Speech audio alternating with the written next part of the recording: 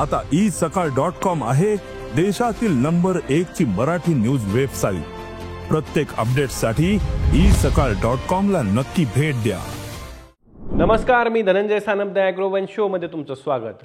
सर्वसाधारण नियम असा आहे की एकदा हिंदू एकत्रित कुटुंबातील सर्व सदस्यांमध्ये करण्यात आलेली वाटणी कायम स्वरूपाची असते, त्यात पुन्हा फेरबदल करता येत नाही।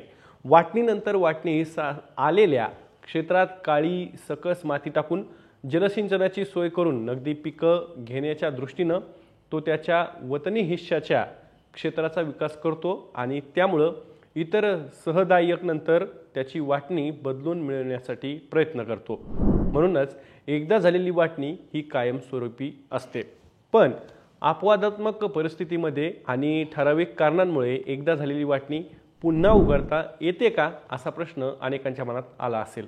अर्थात वाटण्या होऊन जी संपत्ती विभागली गेलेली असते त्या सदस्यांचे हिस्से रद्द करून पुन्हा संपत्ती एकत्रित करण्यात येते, त्याचं पुन्हा विभाजन करण्यात येतं, याला वाटणी पुन्हा उघडणं असं म्हणतात। एकदा झालेल्या वाटण्या रद्द करून संपत्ती पुन्हा एकत्र करून त्याच्या पुन्हा वाटण्या कोणत्या परिस्थितीत करता येतात यावरच लिहिलंय धाराशिव जिल्ह्यातील उमरगा तालुक्याचे नायब तहसीलदार भीमाशंकर बेरुळे यांनी खास आपल्यासाठी।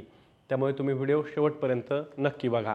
तर आईच्या उदरातील गर्भ पूर्वीच्या काळी आजच्या तुलनेत वैद्यकीय सुविधेचा अभाव असल्यानं आणि बहुपत्नीत्व यामुळे देखील बऱ्याच वेळा एकत्रित कुटुंबाची वाटणी होत असे। वाटणीवेळी गर्भात असणारा सदस्य वाटणीनंतर जन्माला येत असत। गर्भधारणा म्हणजेच मुलाचा जन्म असं होत असून वाटणीवेळी एकत्रित कुटुंबाच्या कर्त्याची पत्नी गर्भवती असेल तर सदर गर्भधारणा कालावधीपर्यंत वाटणी करू नये किंवा जर वाटणी झालीच तर गर्भातील मुलाचा मुलीचा देखील हिस्सा ठेवण्यात यावा असं कायद्यानं अपेक्षित आहे। पण काही सहदायक याला बगल देतात आणि वाटणी करून घेतात। सदर गर्भातील मुलाचा मुलीचा हिस्सा काढून ठेवत नाहीत, त्यामुळे वाटणी झाल्यानंतर जन्मास आलेल्या मुलास आणि मुलीस देखील वाटणी सर्व मालमत्तेत त्याचा हिस्सा मिळतो। अशा वेळी झालेली वाटणी रद्दबातल होऊन नव्याने वाटणी होते। वाटणी होताना कुटुंबाचा एखादा सदस्य जर काही कारणास्तव वारस होण्यापासून वंचित झाला असेल तर नियोजन जसं की एखादा सदस्य कोणत्याही कारणास्तव वाटणी मागण्यास वाटणी समयी म्हणजे त्यावेळी अपात्र झाला असेल, जसं की एखाद्या न्यायालयानं मृत्यूदंडाची शिक्षा सुनावली असेल किंवा वाटणीच्या वेळी सहदायकानं हिंदू धर्माचा त्याग करून धर्मांतर केलं असेल किंवा नपुंसक असेल, दुर्धर आजारानं ग्रस्त असेल तर अशा सहदायकास वाटणीमध्ये वाटणी हिस्सा दिला जात नाही, म्हणजेच तो सदस्य वाटणी मागण्यास अपात्र झाला। पण जर नंतर न्यायालयानं त्याची निर्दोष मुक्तता केली असेल, परत हिंदू धर्मात तो आला असेल, त्याचा आजारपण संपुष्टात आला असेल, म्हणजेच वाटणीच्या वेळी तो ज्या कारणांमुळे वाटणी मागण्यास अपात्र झाला होता ती कारणं जर का संपुष्टात आली म्हणजे संपली तर अशा परिस्थितीत झालेली वाटणी पुन्हा एकदा उघडता येईल आणि नव्यानं वाटणी करता येते। वाटणीनंतर आईची गर्भधारणा हे एक कारण आहे। पूर्वीच्या काळी आजच्या एवढ्या वैद्यकीय सुविधा नसत आणि त्यामुळे मासिक धर्म पूर्ण होईपर्यंत स्त्रिया मुलांना जन्म देत असत। त्यामुळे वाटणी झाल्यानंतर एकत्रित कुटुंबाच्या कर्त्याची पत्नी मुलांना जन्म देत असत। त्यामुळे वाटणीनंतर जन्मास आलेल्या एकत्रित कुटुंबाच्या कर्त्याच्या पत्नीच्या मुलाला किंवा मुलीला देखील पहिल्या जन्मलेल्या सदस्य एवढाच समान वाटणी हिस्सा मिळतो। त्यासाठी सदर सदस्य जन्माला येण्यापूर्वी झालेली वाटणी रद्दबातल होते आणि नव्यानं वाटणी करता येते। तिसरं एक कारण आहे वाटणीच्या वेळी अनुपस्थित सदस्य। हिंदू एकत्रित कुटुंबातील कोणत्याही सदस्यानं वाटणी करून त्याचा हिस्सा मागणी केली तर सर्व सदस्यांमध्ये वाटणी होऊन सर्वांना हिस्सा देणं अपेक्षित आहे। पण काही वेळा वाटणी होत असताना एखादा सदस्य हा बाहेरगावी असतो, लष्करी सेवेमध्ये असतो किंवा तीर्थयात्रेला गेलेला असतो किंवा एखादा सदस्य त्याच्या कोणत्याही वैद्यकीय कारणासाठी वाटणी घेण्यास उपलब्ध नसतो किंवा फरार असेल, घर सोडून निघून गेलेला असेल तर त्याची वाटणी हिस्सा न देता किंवा न काढून ठेवता इतर सदस्य आपापसात वाटणी करून घेतात।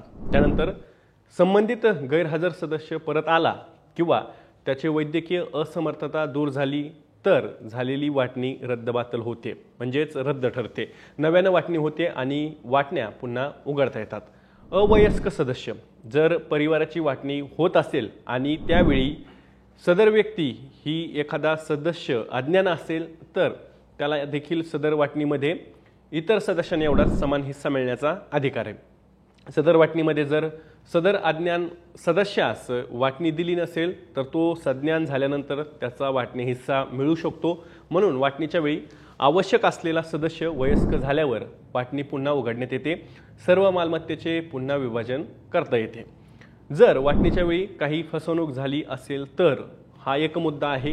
अनेकदा आपण पाहतो की एकत्रित कुटुंबाची मालमत्ता आणि त्याचं व्यवस्थापन हा घरातील ज्येष्ठ पुरुष पाहत असतात, इतर सदस्य त्याला मदत करीत असतात किंवा काही सदस्य अज्ञान सुद्धा असतात।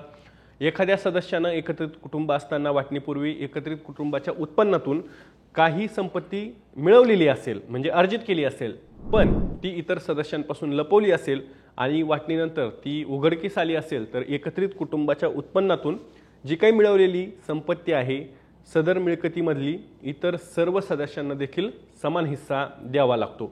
परंतु वाटणीवेळी सदर मालमत्ता ही त्या सदस्यांना लपवली असल्यानं इतर सदस्यांची फसवणूक झाली आहे असं म्हणता येईल।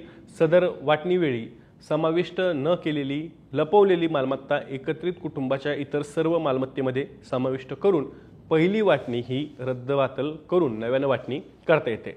आता वाटण्याच्या वेळी काही चूक झाली असेल तर ती वाटणी रद्द करता येते। अनेकदा असं दिसून येतं की एखाद्या सहदायकाला वाटणीमध्ये देण्यात आलेली मालमत्ता गहाण ठेवण्यात आली होती किंवा सदर मालमत्ता संपादित झाली होती किंवा एखाद्या मालमत्तेवर एकत्रित कुटुंबाची मालकी नव्हती, पण वाटणीमध्ये सदर मालमत्ता सहदायकाला वाटून देण्यात आली आहे आणि नंतर सदर चूक माहिती झाली असेल तर झालेली वाटणी रद्दबातल होते। उर्वरित मालमत्तेमधून त्या सदस्याला त्याचा हिस्सा देण्यासाठी वाटणी उघडली जाऊ शकते। सोडलेल्या किंवा वगळलेल्या मालमत्तेचा भाग संयुक्त मालमत्तेचा काही भाग चुकून अपघातानं किंवा फसवणुकीनं विभाजनातून सोडला किंवा वगळला गेला असेल किंवा संयुक्त मालमत्तेमधून मुलींनी किंवा एका मुलीनं मिळकतीमधील तिचा हिस्सा तिच्या भावांच्या हक्कात सामायिक सोडला असेल तेव्हा झालेली वाटणी रद्दबातल म्हणजेच रद्द होऊन नव्यानं वाटणी होत असते। वाटणी झाल्यावर देखील पुन्हा एकदा एकत्र येणं शक्य आहे का, तर त्याबद्दलही अपवादात्मक परिस्थितीमध्ये एकदा झालेली वाटणी रद्दबातल करून नव्यानं वाटणी करता येते। तशीच वाटणी झाल्यावर देखील पुन्हा एकत्र होता येतं। वाटणी ही सुखकर घटना नसून वाटणीमुळे एकत्रित कुटुंबाचं अस्तित्व संपुष्टात येतं। एकत्रित कुटुंबाची शक्ती विखुरली जाते, प्रेममय वातावरण बिघडतं, सुख दुःख आपुलकी याची परिभाषा बदलते। त्यामुळे द्वेषानं वाटणीची मागणी करणारे सर्व सदस्य वाटणीनं आणि परिवारापासून विभक्त आनंदी नसतात। अनेकदा वाटणीनंतर वेगळे राहिल्यानं आनंद प्रेम आपुलकी कमी होते, म्हणून काही सदस्य वाटणीनंतर परत एकत्र होण्याचा मानस जाहीर करतात। अशा परिस्थितीमध्ये त्या सदस्याला एकत्रित येण्याचा त्यांचा मानस हा हक्क म्हणून बजावता येणार नाही, मात्र इतर सदस्यांच्या संमतीनं आणि त्यांचा मर्जीनं झालेली वाटणी रद्दबातल करूनच परत एकत्र राहता येतं। वाटणीनंतर एकत्र येण्याचा हा अधिकार सर्वांना नसून केवळ वाटणी करून विभक्त झालेल्या एकत्रित कुटुंबाच्या सदस्यांनाच आहे, जे की मूळ विभाजनाचे सदस्य होते, त्यांनाच पुन्हा एकत्र होता येतं। वाटणी करून आपापले हिस्से वेगळे करून घेतल्यानंतर ही प्रेमापोटी सहदायक त्यांच्यातील वाटणी रद्द करून पुन्हा एकत्रित होऊ शकतात। एकत्र होण्यासाठी कोणत्याही स्वरूपाचे लिखित कराराची आवश्यकता नसते। एकत्र झाल्यावर पुन्हा सर्वांची संपत्ती ही संयुक्त कुटुंबाची संपत्ती होते। एकत्रित हिंदू कुटुंबाप्रमाणे पुन्हा त्यांचे अधिकार आणि कर्तव्य अस्तित्वात येतात। तर या काही कारणांमुळे वाटणी झालेली वाटणी ही रद्द करता येते। तर याबद्दल तुम्हाला आता काय वाटतंय, तुमचे काही प्रश्न आहेत का, या व्हिडिओतली माहिती तुम्हाला कशी वाटली कमेंट बॉक्समध्ये नक्की कमेंट करून सांगा। मी दररोज संध्याकाळी 6 वाजता ॲग्रोवनच्या यूट्यूब चॅनलवर शेती आणि शेतकऱ्यांच्या हिताचे मुद्दे घेऊन येत असतो, त्यामुळे तुम्ही अजूनही ॲग्रोवनच्या यूट्यूब चॅनलला सबस्क्राईब केलं नसेल तर लगेचच सबस्क्राईब करा। व्हिडिओ जास्तीत जास्त शेतकऱ्यांपर्यंत पाठवण्यासाठी व्हिडिओला लाईक आणि शेअर नक्की करा। आपण पुन्हा भेटू, तोवर तुम्ही तुमची आणि तुमच्या जवळच्या माणसांची काळजी घ्या।